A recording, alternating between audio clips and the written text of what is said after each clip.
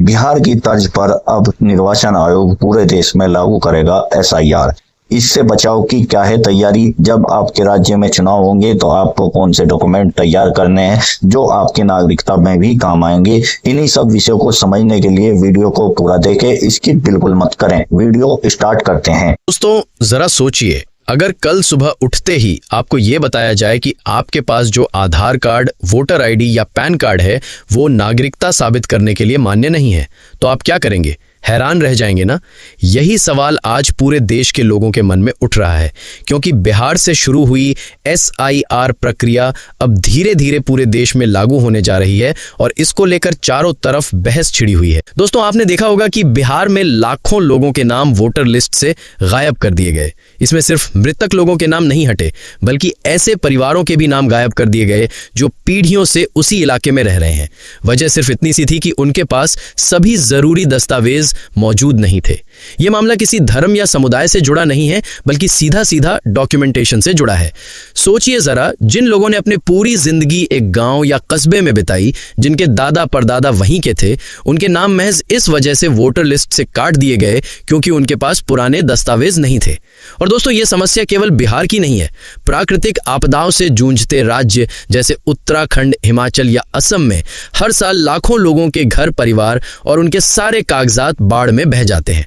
ऐसे में उनसे यह उम्मीद करना कि उनके पास 40-50 साल पुराने सबूत मौजूद हों, क्या यह जायज है? इसी बीच बॉम्बे हाई कोर्ट का एक बड़ा फैसला आया जिसने पूरे देश में चर्चा छेड़ दी। एक बांग्लादेशी नागरिक के पास आधार कार्ड, वोटर आईडी और यहां तक कि भारतीय पासपोर्ट भी था, लेकिन कोर्ट ने साफ कह दिया कि इनमें से कोई भी दस्तावेज नागरिकता साबित करने के लिए पर्याप्त नहीं है। यहां तक कि पासपोर्ट भी नागरिकता का अंतिम सबूत नहीं है, क्योंकि कोई विदेशी भी पासपोर्ट बनवा सकता है। अब दोस्तों यहीं से सबसे बड़ा सवाल उठता है कि आखिर कौन से डॉक्यूमेंट्स ऐसे होंगे जिनसे यह साबित किया जा सके कि आप भारतीय नागरिक हैं। चुनाव आयोग ने इस पर साफ गाइडलाइन जारी की है। जिनका जन्म 1987 से पहले हुआ है, उन्हें नागरिकता साबित करने के लिए किसी अतिरिक्त सबूत की जरूरत नहीं है। ऐसे लोग माता या पिता में से किसी एक का कोई दस्तावेज दिखाकर आसानी से भारतीय साबित हो सकते हैं। लेकिन जिनका जन्म 1987 के बाद हुआ है, उनके लिए मामला थोड़ा कठिन हो जाता है। उन्हें अपने माता और पिता दोनों के दस्तावेज पेश करने होंगे और साथ ही ये भी दिखाना होगा कि उनका नाम वोटर लिस्ट में मौजूद है। यानी अगर आप 1987 से पहले जन्मे हैं तो आपके लिए नियम आसान है, लेकिन अगर आप उसके बाद पैदा हुए हैं तो आपको दोनों तरफ से सबूत देना अनिवार्य होगा। यही वजह है कि चुनाव आयोग द्वारा बिहार में चलाया जा रहा एसआईआर लोगों के बीच इतनी चर्चा का विषय बन गया है। अब सवाल उठता है, क्या एसआईआर नागरिकता से जुड़ा है? तो दोस्तों यहाँ एक बहुत अहम बात समझनी होगी। एसआईआर यानी स्पेशल इंटेंसिव रिविजन दरअसल वोटर लिस्ट को अपडेट करने की प्रक्रिया है। इसका सीधा सीधा संबंध नागरिकता से नहीं है, लेकिन हाँ, जब भविष्य में नागरिकता साबित करने की नौबत आएगी तो नियम लगभग इसी पैटर्न पर लागू होंगे। यानी अगर आपने पुराने दस्तावेज संभाल कर रखे हैं तो आपकी परेशानी कम होगी, लेकिन अगर सबूत गायब हैं तो मुश्किलें खड़ी हो सकती हैं। इसलिए दोस्तों जरूरी है कि आप अपने पुराने दस्तावेज, चाहे वो जमीन जायदाद से जुड़े हों, टैक्स की रसीदें हों, खतियान खतौनी हो, पेंशन के कागज हों या फिर दादा परदादा के पहचान पत्र हों, उन्हें हमेशा संभाल कर रखें, क्योंकि कब कौन सा दस्तावेज आपके काम आ जाए ये कोई नहीं जानता। दोस्तों हमने समझा कि एसआईआर यानी स्पेशल इंटेंसिव रिविजन असल में वोटर लिस्ट को अपडेट करने की प्रक्रिया है और इसका सीधा संबंध नागरिकता से नहीं है। लेकिन हकीकत यह है कि जब भी नागरिकता का मुद्दा उठेगा तो सबूत पेश करने का तरीका कुछ इसी तरह का ही होगा। अब इस बात को और गहराई से समझते हैं। आपने देखा होगा कि ज्यादातर लोग सोचते हैं कि उनके पास आधार कार्ड, पैन कार्ड या पासपोर्ट है तो बस सबूत की जरूरत पूरी हो गई। लेकिन अदालत ने साफ कर दिया है कि ये दस्तावेज सिर्फ पहचान और सरकारी योजनाओं के लिए मान्य है, नागरिकता साबित करने के लिए नहीं। इसका मतलब यह है कि नागरिकता साबित करने के लिए आपको पारिवारिक और ऐतिहासिक रिकॉर्ड की जरूरत पड़ेगी। मान लीजिए आपके दादा या परदादा के नाम से कोई जमीन थी, भले ही आपने वो जमीन बेच दी हो, लेकिन उसके खतियान, जमाबंदी या टैक्स की रसीदें आपके लिए भविष्य में सबसे बड़ा सबूत बन सकती हैं। कई लोग सोचते हैं कि पुरानी जमीन या मकान बेचने के बाद उससे जुड़े कागजात रखने की कोई जरूरत नहीं है, लेकिन सच्चाई ये है कि यही दस्तावेज आने वाले समय में ये साबित करेंगे कि आपकी जड़ें इसी मिट्टी से जुड़ी हुई हैं। आजकल अधिकांश रिकॉर्ड ऑनलाइन उपलब्ध है। आप चाहें तो खाता नंबर, खसरा नंबर, तहसील और गांव का नाम डालकर इन्हें निकाल सकते हैं। लेकिन मुश्किल ये है कि अगर ये जानकारी आपके पास नहीं रही तो भविष्य में इन्हें ढूंढ पाना आसान नहीं होगा। इसलिए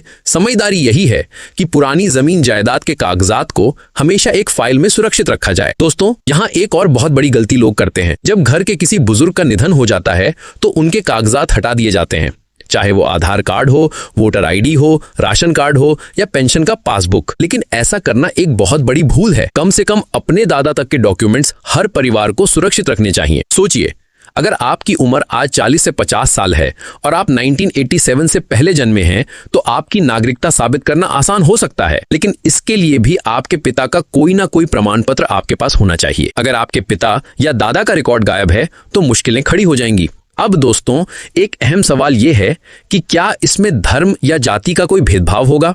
इसका जवाब है बिल्कुल नहीं। याद करिए, असम में एनआरसी लागू किया गया था। वहां हिंदू, मुस्लिम, सिख, ईसाई सभी प्रभावित हुए थे। असली समस्या ये नहीं है कि कौन सा धर्म या जाति इससे प्रभावित होगी, बल्कि समस्या ये है कि क्या आम लोग इतने पुराने दस्तावेज पेश कर पाएंगे या नहीं। असल में ये पूरी प्रक्रिया नेताओं और राजनीति से जुड़ी हुई है। जब भी नागरिकता, धर्म या जाति का मुद्दा उठता है, जनता असली सवाल पूछना भूल जाती है। विकास, रोजगार और शिक्षा जैसे मुद्दे पीछे छूट जाते हैं और राजनीति धर्म, जाति के इर्द गिर्द घूमने लगती है।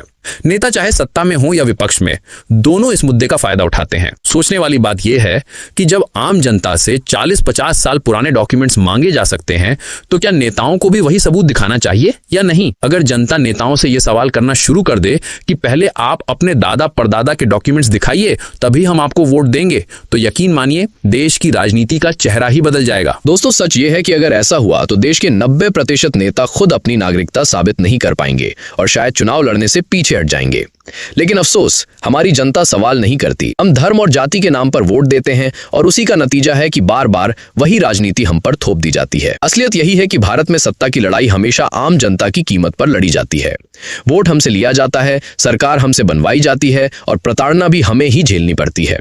यही कारण है कि यह सिलसिला सालों से चला आ रहा है और तब तक चलता रहेगा जब तक जनता खुद जागरूक होकर नेताओं से सवाल पूछना शुरू नहीं करती। हमने विस्तार से समझा कि एसआईआर प्रक्रिया क्या है, क्यों लोगों के नाम वोटर लिस्ट से हटाए गए, आधार, पैन जैसे कार्ड क्यों नागरिकता का प्रमाण नहीं है और किन डॉक्यूमेंट्स को संभाल कर रखना जरूरी है। सबसे पहले तो यह समझना होगा कि नागरिकता साबित करना सिर्फ कागजों की बात नहीं है, बल्कि यह हमारे अधिकारों और पहचान से जुड़ा हुआ सवाल है। अगर हमारे पास दस्तावेज नहीं है तो हमारे वोट देने का हक भी छिन सकता है और कई सरकारी योजनाओं से भी हमें बाहर कर दिया जा सकता है। यही वजह है कि हमें इस विषय को हल्के में नहीं लेना चाहिए। अब सवाल उठता है कि जब नागरिकता साबित करने के लिए इतने पुराने डॉक्यूमेंट्स की जरूरत पड़ती है, तो जिन लोगों के पास ये कागज नहीं है उनका क्या होगा? जैसे कि बाढ़ या भूकंप जैसी प्राकृतिक आपदाओं में जिनके सारे कागज बह गए, या फिर जो मजदूरी और रोजगार की तलाश में बार बार जगह बदलते रहे, उनके पास ये रिकॉर्ड मिलना लगभग नामुमकिन है। ऐसे लोग सबसे ज्यादा प्रभावित होंगे। असल में ये पूरी व्यवस्था कहीं ना कहीं आम जनता की परेशानी बढ़ा रही है। सरकारें दावा करती हैं कि ये सब पारदर्शिता और साफ सफाई के लिए किया जा रहा है, लेकिन सच्चाई यही है कि असली नुकसान गरीब, मजदूर और असंगठित वर्ग के लोगों को उठाना पड़ता है, क्योंकि उनके पास ना तो इतना वक्त होता है और ना ही साधन कि वे हर बार नए नए डॉक्यूमेंट्स बनवाते रहें। दोस्तों, आपको यह भी जानना जरूरी है कि एसआईआर जैसी प्रक्रियाएं केवल वोटर लिस्ट को दुरुस्त करने के लिए चलाई जाती हैं। यानी अगर किसी का नाम वोटर लिस्ट से हट जाता है तो इसका मतलब ये नहीं है कि वह नागरिक नहीं है, बस उसका नाम वोटर लिस्ट से गायब हो गया है, जिसे दोबारा सही कागजात दिखाकर जोड़ा जा सकता है।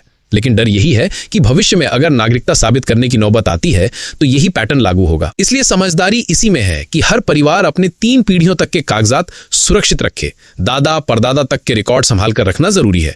भले ही वो प्रॉपर्टी अब आपके नाम पर ना हो, लेकिन उसके कागज आपके लिए ढाल बन सकते हैं। दोस्तों, इस वीडियो में दी गई जानकारी आपको कैसी लगी? वीडियो को लाइक करके, चैनल को सब्सक्राइब करके और जो भी आपकी राय हो वो कमेंट्स करके जरूर बताएं। और इसी तरह की और जानकारी पाने के लिए हमारे चैनल को विजिट करें। Thanks for watching this video.